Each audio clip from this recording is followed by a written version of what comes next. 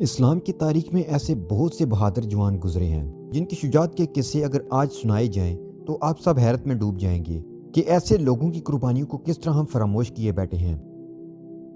انہی کی محنت اور قربانیوں کی ہی بدولت شروع کے مشکل دنوں میں اسلام کو تقویت ملی۔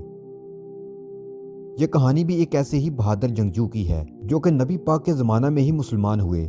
یہاں اب سچویشن ایسی بنی کہ اس وقت مسلمان بہت ہی کم تھے۔ مکہ میں مسلمان ہونا موت کو دعوت دینے کے مترادف تھا۔ اپنے خون کے رشتے ہی آپ کی جان کے دشمن بن جاتے تھے۔ انہی حالات میں یہ صحابی کفار مکہ سے اپنی جان بچانے نبی پاک کے پاس آئے، لیکن آپ ان کی مدد نہیں کر سکتے تھے۔ آپ ایک معاہدہ کی وجہ سے مجبور تھے اور وہ کافروں کے پاس قید ہو گئے۔ پھر اس بہادر صحابی نے ایسا راستہ اپنایا کہ اس اکیلے صحابی نے پورے مکہ کو گھٹنے ٹیکنے پر مجبور کر دیا۔ ایک طرف یہ بہادر صحابی تھا اور دوسری طرف پورا کفار مکہ اور ان کے ساتھی قبائل۔ اس بہادر نے اپنی شجاعت اور حکمت عملی سے انہیں ہر جگہ شکست دی۔ اب کفار مکہ اپنی ہار مانتے ہوئے نبی پاک کے پاس منت کرنے پہنچ گئے کہ ہم آپ کی ہر بات ماننے کو تیار ہیں، بس ہماری اس جنگجو سے جان چھڑائیں، ہم تنگ آ چکے ہیں۔ تو چلیں اب یہ کہانی شروع سے سنتے ہیں۔ یہ 6 ہجری کا واقعہ ہے، یعنی نبی پاک کو مکہ چھوڑ کر مدینے آئے ہوئے 6 سال گزر چکے ہیں۔ اس زمانہ کے عرب کے زیادہ تر لوگ دین ابراہیمی کو مانتے تھے، اس لیے کعبہ ان کے لیے پاک جگہ تھی۔ وہ حج کرتے، عمرے کرتے، سب کچھ جو کہ دین ابراہیمی میں حکم تھا، لیکن رواج اپنے بنا لیے تھے۔ حج کے دنوں میں وہ لڑائیاں تک ملتوی کر دیتے تھے، لیکن اس کے ساتھ ساتھ ان میں شرک آ چکا تھا۔ انہوں نے اپنی قوم کی نیک ہستیوں کے بت بنا لیے تھے اور انہیں پوجنا شروع کر دیا تھا۔ نبی پاک صلی اللہ علیہ وآلہ وسلم نے خواب دیکھا کہ صحابہ کرام کے ساتھ خانہ کعبہ میں داخل ہو رہے ہیں۔ صحابہ کرام اور حضرت محمد صلی اللہ علیہ وسلم کو خانہ کعبہ کے طواف و زیارت کی آرزو بھی تھی۔ اس خواب سے اور بھی تحریک ہوئی۔ آپ نے عمرہ یعنی زیارت کعبہ کا عزم فرمایا۔ ماہ ذی القعدہ 6 ہجری میں آپ 1400 صحابہ کرام کے ساتھ مدینہ سے مکہ کی جانب روانہ ہوئے۔ عمرہ کا احرام باندھا اور قربانی کے 70 اونٹ ہمراہ لیے۔ احرام کا باندھنا اور قربانی کے اونٹوں کا ہمراہ ہونا اس بات کی علامت تھی کہ آپ جنگ کے ارادے سے نہیں نکلے، بلکہ صرف بیت اللہ کی زیارت آپ کا مقصد ہے۔ اور قریش مکہ کو بھی کسی طرح حق حاصل نہ تھا کہ وہ کعبہ کی زیارت سے کسی کو باز رکھیں۔ مقام ذی الحلیفہ میں پہنچ کر آپ نے قبیلہ خزاع کے ایک شخص کو احتیاطاً بطور جاسوس آگے روانہ کیا۔ اس نے مقام اسوان میں واپس آ کر آپ کو اطلاع دی کہ قریش نے آپ کی آمد کا حال سن کر بڑی زبردست جمعیت مقابلہ کے لیے فراہم کر لی ہے اور وہ آپ کو خانہ کعبہ تک پہنچنے سے روکیں گے۔ آپ نے صحابہ سے مشورہ کیا تو حضرت ابو بکر صدیق نے فرمایا کہ ہم لوگ عمرے کی نیت سے آئے ہیں، لڑنے کے ارادے سے نہیں آئے۔ اگر کوئی شخص ہمارے اور بیت اللہ کے درمیان حائل ہو تو ہمیں مجبوراً اس سے لڑنا چاہیے۔ آپ صلی اللہ علیہ وسلم نے یہ رائے سن کر آگے بڑھنے کا حکم دیا۔ قریش مکہ نے خالد بن ولید کو سواروں کا ایک دستہ دے کر مقام کرال غمیم پر بھیج دیا کہ مسلمانوں کو مکہ کی طرف بڑھنے سے روکیں۔ آپ نے اسوان سے روانہ ہو کر راستہ تبدیل کیا اور جکا جک خالد بن ولید کے قریب پہنچے۔ خالد بن ولید مسلمانوں کی اس جکا جک آمد سے گھبرا گئے اور مکہ کی جانب دوڑ پڑے اور اہل مکہ کو مسلمانوں کے قریب پہنچ جانے کی اطلاع دی۔ آپ بڑھتے ہوئے اس پہاڑی پشتے تک پہنچ گئے جس سے دوسری جانب اتر کر شہر مکہ کا نواحی میدان شروع ہو جاتا تھا۔ آپ کی اونٹنی اس جگہ بیٹھ گئی۔ لوگوں نے کہا کہ اونٹنی نے دھوکہ دیا۔ آپ نے فرمایا کہ اونٹنی نے دھوکہ نہیں دیا، حرمت الہی کے خلاف تمہاری خواہشیں پوری نہیں ہو سکتی۔ آپ سلم کی خواہش تھی کہ بیت اللہ اور مکہ پر جو بلد الحرام ہے حملہ کرنا حرمت کعبہ کے خلاف ہے، اس لیے اللہ تم کو روک رہا ہے۔ پھر آپ سلم نے اونٹنی کو ڈانٹا، وہ اٹھ کر چل پڑی۔ آپ سلم نے مقام حدیبیہ کے کنویں پر پہنچ کر قیام کیا۔ اس کنویں میں بہت ہی تھوڑا سا پانی تھا جو ذرا سی دیر میں ختم ہو گیا۔ لوگوں کو پانی کی تکلیف ہوئی۔ آپ نے اپنے ترکش سے ایک تیر نکال کر حضرت برا بن عازب کو دیا کہ یہ تیر کنویں میں ڈال دو۔ تیر کے ڈالتے ہی پانی کنویں میں اس قدر بڑھ گیا کہ لشکر اسلام کو پانی کی قطعاً تکلیف نہ ہوئی۔ جب حدیبیہ میں آپ سلم مقیم ہوئے تو قریش مکہ کی جانب سے بدی بن ورقہ غزائی آپ کے پاس چند قوموں کے ہمراہ آیا اور آپ سلم کے آنے کا سبب دریافت کیا۔ آپ نے فرمایا کیا تم دیکھتے نہیں ہو کہ قافلہ کے آگے قربانی کے اونٹوں کی قطار ہے اور ہم احرام باندھے ہوئے ہیں؟ بدیل یہ سن کر واپس چلا گیا اور قریش مکہ سے کہا کہ تم ناحق شور و غوغا مچا رہے ہو، محمد تو صرف بیت اللہ کی زیارت کو آئے ہیں، تم سے لڑنے کو نہیں آئے۔ قریش کے فتنہ پسند لوگوں نے کہا کہ ہم ان کو بیت اللہ کی زیارت کے لیے بھی نہیں آنے دیں گے، لیکن ان کے سمجھدار لوگ کچھ خاموش ہو کر سوچنے لگے۔ اس کے بعد اہل مکہ نے عتیس بن علمہ کنانی قبائل احابیش کے سردار اعظم کو قاصد بنا کر بھیجا۔ وہ آپ صلی اللہ علیہ وسلم کے پاس تک بھی نہ آیا، بلکہ قربانی کے اونٹوں کو دیکھ کر راستے ہی سے واپس چلا گیا اور کہا کہ مسلمان لڑنے کے ارادے سے نہیں آئے بلکہ عمرے کے ارادے سے آئے ہیں، زیارت کعبہ سے روکنے کا کوئی حق کسی کو حاصل نہیں ہے۔ یہ سن کر قریش نے کہا کہ تم جنگلی آدمی کچھ نہیں جانتے ہو، ہم مسلمانوں کو ہرگز مکہ میں داخل نہ ہونے دیں گے ورنہ ہماری بڑی بے عزتی ہوگی۔ علی اس کو سن کر غصہ آ گیا۔ اس نے کہا اگر تم مسلمانوں کو عمرہ نہ ادا کرنے دو گے تو میں اپنے تمام آدمیوں کو لے کر تم سے لڑوں گا۔ یہ رنگ دیکھ کر قریش نے علی کے غصہ کو ٹھنڈا کیا اور منت سماجت کے ساتھ سمجھا بجا کر اسے خاموش کیا۔ آپ صلی اللہ علیہ وسلم نے خراج بن امیہ غزائی کو تغلب نامی اونٹ دے کر قریش مکہ کے پاس روانہ کیا اور کہلا بھجوایا کہ ہم لڑنے کے ارادے سے نہیں آئے، ہمارا مقصود صرف زیارت کعبہ سے مشرف ہونا ہے اور قربانی ادا کرنا ہے۔ خراج نے یہ پیغام قریش کو پہنچایا۔ قریش نے خراج کے اونٹ کو ذبح کر دیا اور خراج کو بھی مار ڈالنا چاہا، لیکن علیس اور اس کے لوگوں نے خراج کو قریش مکہ کے جنگل سے بچا کر واپس روانہ کر دیا۔ اس کے بعد قریش کے خودسر نوجوانوں کی ایک جماعت مکہ سے نکل کر وادی میں آئی کہ موقع پا کر مسلمانوں پر حملہ آور ہوں، لیکن صحابہ کرام نے ان کو دیکھ لیا اور سب کو گرفتار کر لیا، مگر بعد میں آپ صلی اللہ علیہ وسلم کے حکم کے مطابق سب کو رہا کر دیا گیا۔ اب آپ نے ارادہ کیا کہ حضرت عمر فاروق کو اہل مکہ کے پاس بھیجیں۔ حضرت عمر فاروق نے عرض کیا کہ مجھ کو اہل مکہ کے پاس جانے میں کوئی عذر نہیں ہے، لیکن مکہ میں میرے قبیلہ بنو عدی بن کعب کا کوئی آدمی نہیں ہے جو مجھ کو اپنی حمایت میں لے، لہذا میرا جانا خطرے کا موجب ہو سکتا ہے۔ مجھ سے بہتر عثمان بن عفان ہیں، کیونکہ ان کے قبیلہ بنو امیہ کے بہت سے بااثر اور طاقتور آدمی موجود ہیں۔ پھر آپ صلی اللہ علیہ وسلم نے حضرت عمر کی اس تجویز کو بہت پسند فرمایا اور حضرت عثمان غنی رضی اللہ تعالیٰ عنہ کو بطور ایلچی ابو سفیان کے پاس روانہ کیا۔ حضرت عثمان کی مکہ میں سب سے پہلے ابان بن سعید بن العاص سے ملاقات ہوئی۔ ابان نے فوراً ان کو اپنی حمایت میں لے لیا اور ابو سفیان اور دوسرے سرداران قریش کے پاس لے گیا۔ سرداران قریش نے حضرت عثمان سے آپ صلی اللہ علیہ وسلم کا پیغام سن کر کہا کہ ہم تم کو تو اجازت دیتے ہیں، خانہ کعبہ کا طواف کر لو۔ حضرت عثمان نے کہا کہ میں بغیر آپ صلی اللہ علیہ وسلم کے تنہا طواف نہیں کر سکتا۔ یہ سن کر قریش برہم ہوئے اور حضرت عثمان کو مکہ میں روک لیا۔ حضرت عثمان کے جب واپس آنے میں توقف ہوا تو مسلمانوں میں یہ خبر مشہور ہوئی کہ عثمان کو مکہ والوں نے شہید کر دیا۔ اس خبر کے سنتے ہی آپ صلی اللہ علیہ وسلم نے فرمایا کہ جب تک عثمان کے قتل کا بدلہ نہ لے لیں گے یہاں سے نہ ٹلیں گے۔ چنانچہ اسی وقت آپ صلی اللہ علیہ وسلم ایک درخت کے نیچے بیٹھ گئے اور تمام صحابہ سے جانصاری کی بیعت لی۔ یہ بیعت بیعت رضوان کے نام سے مشہور ہوئی۔ اس کا ذکر قرآن کریم میں بھی آیا ہے۔ جس وقت مسلمانوں نے اے رسول تیرے ہاتھ پر درخت کے نیچے بیعت کی تو اللہ تعالیٰ ان سے خوش ہو گیا۔ مگر تھوڑی دیر بعد حضرت عثمان غنی مکہ سے تشریف لے آئے اور انہوں نے بھی آپ صلی اللہ علیہ وسلم سے اسی قسم کی بیعت کی۔ کفار مکہ کے مال اندیش اور سمجھدار لوگوں نے تو لڑائی کو ناپسند کیا تھا، لیکن کثرت ان میں ایسے لوگوں کی تھی جو فساد پر آمادہ تھے۔ اور مسلمانوں کی جنگ پر آمادگی اور تیاری کو دیکھ کر یہ فسادی لوگ بھی کچھ صلح و آشتی کی طرف مائل ہوئے۔ چنانچہ مکہ والوں نے قبیلہ بنو ثقیف کے سردار عروہ بن مسعود کو آپ صلی اللہ علیہ وسلم کی خدمت میں بھیجا۔ عروہ نے آ کر کہا کہ اے محمد، قریش کے تمام قبائل تمہارے مقابلے کے لیے آمادہ و مستعد ہیں۔ تمہارے ساتھ جو لوگ ہیں مقابلے کے وقت یہ سب تم کو تنہا چھوڑ کر بھاگ جائیں گے اور قریش کے سامنے ہرگز نہ ٹھہر سکیں گے۔ حضرت ابو بکر صدیق نے عروہ کا یہ کلام سن کر نہایت سخت جواب دیا۔ آپ نے عروہ سے کہا ہم لڑائی کے ارادے سے نہیں بلکہ عمرے کے ارادے سے آئے ہیں، لیکن اگر مکہ والے لڑائی پر آمادہ ہیں تو میں اپنے امر نبوت کے لیے اس وقت تک ان سے لڑوں گا جب تک میری ہڈیاں گوشت سے بھر نہ ہو جائیں یا اللہ تعالیٰ اپنا حکم صادر فرمائے۔ مکہ والے اگر چاہیں تو ایک مدت کے لیے مجھ سے التوائی جنگ کا معاہدہ کر سکتے ہیں، وہ مجھ کو تبلیغ و ہدایت کا کام کرنے دیں، اور چاہیں تو خود بھی اسلام قبول کر کے جنگ و جدل کو ہمیشہ کے لیے ختم کر دیں۔ عروہ جب آپ صلی اللہ علیہ وسلم سے باتیں کر رہا تھا تو وہ اپنا ہاتھ پھیلا پھیلا کر آپ کی داڑھی کے قریب لے جاتا تھا۔ حضرت مغیرہ بن شعبہ کو اس کی حرکت ناگوار گزری۔ انہوں نے اپنا قبضہ شمشیر اس کے ہاتھ پر مارا اور مؤدبانہ کلام کے لیے کہا۔ عروہ جب قریش مکہ کے پاس واپس گیا اس کے بعد وہ کچھ دیر کے لیے وہیں ٹھہرا تو صحابہ کرام کو نبی پاک صلی اللہ علیہ وسلم کی عزت کرتے دیکھا، ان کا اکرام کرتے دیکھا تو وہ حیران رہ گیا۔ اس کے بعد وہ واپس مکہ آ گیا اور ان سے کہنے لگا، اے قریش، میں نے ہراقلہ، روم اور ایران کے دربار دیکھے ہیں، میں نے کسی بادشاہ کو اپنے ہمراہیوں میں اس قدر محبوب و مکرم نہیں پایا جس قدر محمد اپنے اصحاب میں محبوب و باعزت ہیں۔ اصحاب محمد کی یہ حالت ہے کہ وہ محمد کے وضو کا پانی زمین پر نہیں گرنے دیتے، جب وہ کلام کرتے ہیں تو سب خاموشی سے سنتے ہیں اور تعظیم کی راہ سے ان کی طرف نگاہ بھر کر نہیں دیکھتے۔ یہ لوگ کسی طرح محمد کا ساتھ نہیں چھوڑیں گے۔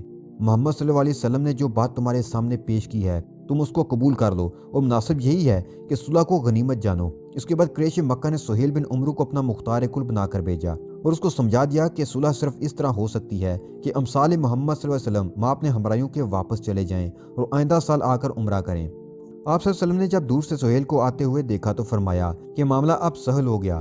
قریش نے جب اس شخص کو بھیجا ہے تو ان کی نیت مصالحت کی ہے، چنانچہ سہیل نے شرائط صلح پیش کی ہیں۔ آپ صلی اللہ علیہ وسلم نے ان شرائط کو قبول فرما لیا۔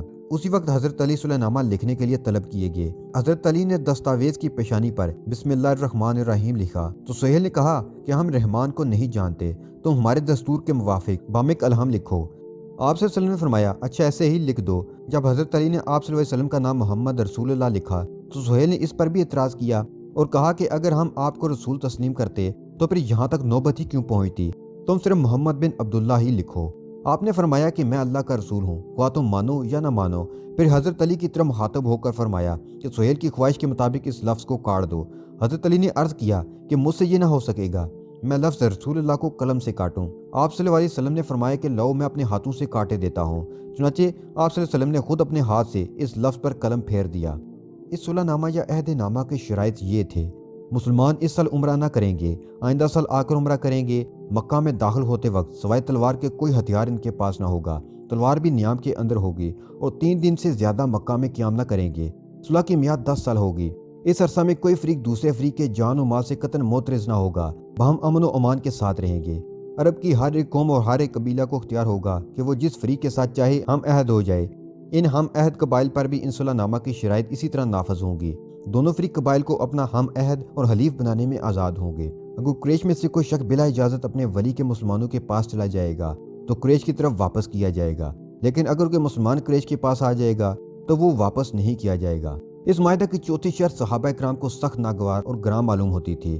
اتفاق سے ابھی عہد نامہ لکھا ہی جا رہا تھا کہ خود سہیل کا بیٹا ابو جندل جو مسلمان ہو گیا تھا اور اس جرم میں پابند سلاسل کر دیا گیا تھا، کسی طرح قید سے نکل کر اور بھاگ کر آپ صلی اللہ علیہ وسلم کی خدمت میں پہنچا۔ حضرت ابو جندل رضی اللہ تعالیٰ عنہ کو کفار نے جرم اسلام کے سبب سخت جسمانی ایذائیں دی تھیں۔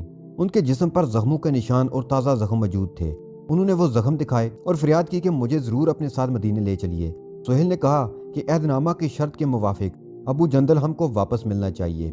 آپ صلی اللہ علیہ وسلم نے سہیل کو سمجھایا مگر وہ راضی نہ ہوا۔ بالآخر ابو جندل سہیل کے سپرد کر دیے گئے۔ سہیل وہیں سے ابو جندل کو مارتا ہوا مکہ کی طرف لے چلا۔ اس نظارہ کو دیکھ کر حضرت عمر بےتاب ہو گئے۔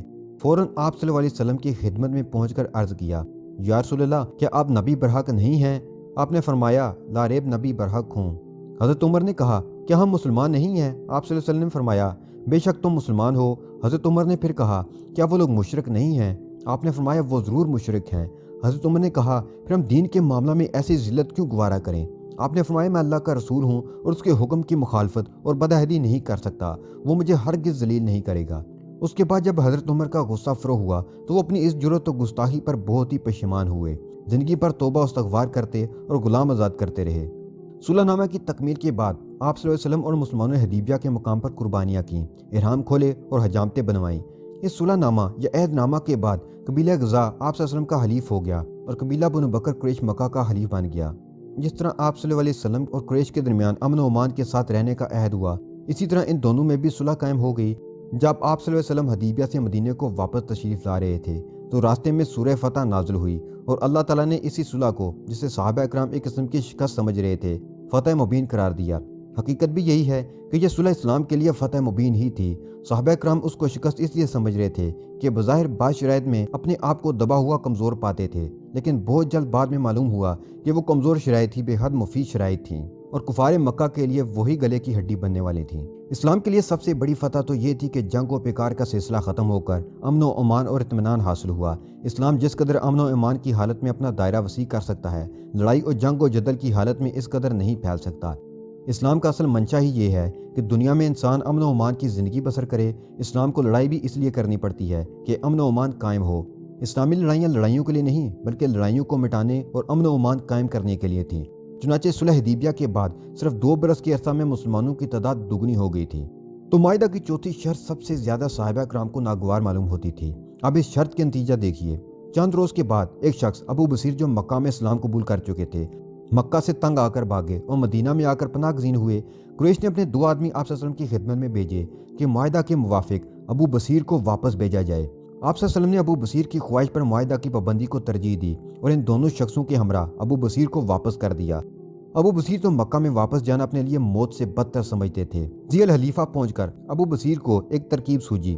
جو 2 آدمی اسے پکڑ کر لے جا رہے تھے ان میں سے ایک کے پاس تلوار تھی اور وہ اس کی بہت ہی تعریف کرتا تھا، اسے اپنی تلوار بہت پسند تھی۔ तो अबू बसीर ने उससे कहा कि तुम्हारी तलवार बड़ी आला दर्जा की मालूम होती है। दूसरे मुहाफिज ने यह सुनकर अपने साथी की तलवार को भर ना करके हाथ में लिया और तारीफ करने लगा। अबू बसीर ने कहा, जरा मुझे तो दिखाओ। उसने तलवार बिला तकल्लुफ़ अबू बसीर के हाथ में दे दी। अबू बसीर ने तलवार हाथ में लेते ही उन पर हमला कर दिया और एक का सर तन से जुदा कर दिया, दूसरा फौरन उठकर भाग गया। अबू बसीर तलवार लिए उसके पीछे दौड़े। वो वहां से मदीने ही की तरफ भागा और अबू बसीर से पहले मदीने में दाखिल हुआ। मस्जिद नबी में हवास बागता घबराया हुआ आया। आप सल्लल्लाहु अलैहि वसल्लम ने अपने साथी के मारे जाने का हाल सुनाया। वो भी हाल सुना ही रहा था कि अबू बसीर भी तलवार लिए हुए सामने से नमूदार हुए। आपने अबू बसीर को देखकर फरमाया, ये आतिश जंग भड़काना चाहता है, अगर उसकी मदद की गई तो ज़रूर लड़ाई करा कर रहेगा। आप सल्लल्लाहु अलैहि वसल्लम की ज़बान मुबारक से ये अल्फाज सुनकर अबू बसीर को यकीन हो गया कि मदीने में मेरा रहना दुश्वार है। उन्होंने आप सल्लल्लाहु अलैहि वसल्लम से अर्ज़ किया कि आपने तो अपना अहद पूरा कर दिया और मुझको उन मुशरिकों के सुपुर्द फरमा दिया था, लेकिन अल्लाह ने मुझको फिर आज़ाद कर दिया। आप अपने अहद की पाबंदी में मुझको फिर मुशरिकों के सुपुर्द फरमाएंगे, लिहाजा मैं जाता हूँ। ये कहकर वो वहाँ से चल दिए। कुरैश का आदमी मक्का में गया और तमाम हाल कुरैश मक्का को सुनाया। अबू बसीर मदीना से रवाना होकर साहिल समुद्र के करीब मकाम हैस में मुकीम हो गए। अबू जंदल बिन सुहेल, जो कि अबू बसीर की तरह ही मक्का में कैद थे, अबू बसीर का हाल सुनकर मक्का से फरार हुए और सीधे मकाम हैस में अबू बसीर के पास पहुंच गए। उसके बाद यके बाद दिगरे जो शख्स मक्का में मुसलमान होता, मक्का से भागकर अबू बसीर के ग्रोह में शरीक हो जाता। रफ्ता रफ्ता उनका एक ज़बरदस्त ग्रोह मकाम हैस में जमा हो गया। अब इस ग्रोह ने फैसला किया कि वो कुरैश मक्का को नहीं छोड़ेगा। उन्होंने कुरैश मक्का के काफिलों पर जो मुल्क शाम को तिजारत के लिए जाते थे, उन पर छापे मारने शुरू कर दिए और वो उनका तिजारती माल लूट लेते। कुरैश मक्का के लिए ये ग्रोह इस कदर पुरखतर साबित हुआ कि उनका नाक में दम आ गया। कुरैश मक्का ने उन्हें पकड़ने की कोशिश की, लेकिन वो किसी के हाथ न आते थे। वो अचानक से कहीं से नमूदार होते, उन पर हमला करते और उनके माल उसबाब लूट कर चले जाते। अब कुरैश मक्का इनसे बहुत ज्यादा तंग आ चुके थे। ये इनके लिए बहुत खतरनाक बात थी, क्योंकि ये इनके बिजनेस को तबाह कर रहा था।